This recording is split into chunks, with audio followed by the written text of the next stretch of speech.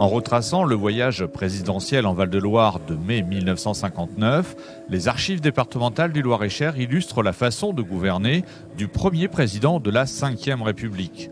Les services de l'Élysée mobilisent élus, chefs d'entreprise et professeurs pour que la foule soit présente sur le passage du cortège présidentiel.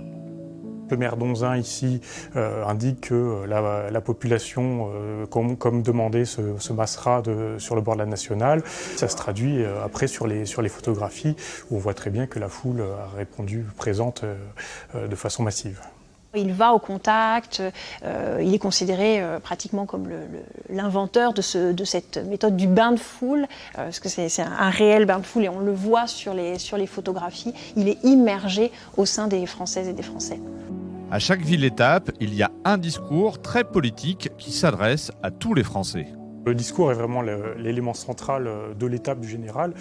Il y en a un qui est prévu dans chaque préfecture, dans chaque ville-préfecture. Un grand discours est prononcé à Orléans sur la place du Martroi, au château de Blois dans la cour, donc devant l'aile Gaston d'Orléans. Donc c'est vraiment le moment qui est attendu par la population. C'est là qu'elle se masse. On a des images de la place Jean Jaurès à Tours qui est absolument noire de monde. Donc c'est vraiment quelque chose qui est attendu. Le discours de Charles de Gaulle, président, est très particulier sur la diction, sur les intonations, il fait des pauses, il insiste sur certains mots et je pense que cette façon d'incarner aussi les discours était une façon pour lui de faire répondre aussi la population, qu'elle manifeste encore une fois son adhésion à sa vision avec des pauses, des applaudissements. Chaque discours se conclut par la Marseillaise, donc vraiment un moment d'union nationale. Beaucoup d'articles de presse, de photos et de films d'actualité ont été retrouvés pour cette exposition. Ce déplacement en province est suivi par pas moins de 25 journalistes accrédités. Les actualités françaises suivent très largement le général.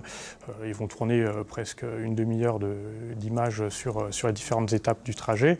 Et puis, on va faire en sorte que le discours du général puisse être diffusé de la façon la plus rapide possible. Donc, les discours sont transcrits par des sténodactylos qui vont faire vérifier ensuite, bien sûr, aux autorités la transcription du discours.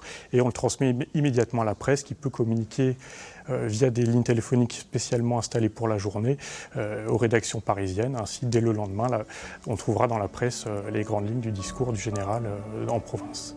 Le président Charles de Gaulle est le premier à utiliser tous ces moyens de communication moderne pour mettre en valeur ses idées phares, sa vision politique et le rôle des journalistes, qu'il s'agisse des journalistes de la presse écrite ou de la télévision avec les actualités, la diffusion des actualités.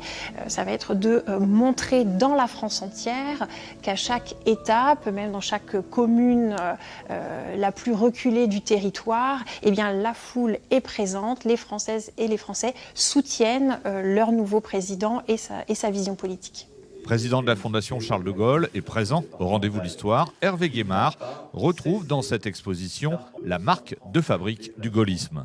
Gouverner, c'est incarner, c'est absolument évident. Et lui, il incarnait la France, mais ce n'était pas une France détachée de la population comme on a pu le penser, parce qu'au contraire, il voulait rencontrer les Français et il le faisait à l'occasion de ses déplacements. Une exposition qui démontre que 60 ans après, les méthodes pour gouverner la Ve République n'ont pas beaucoup changé.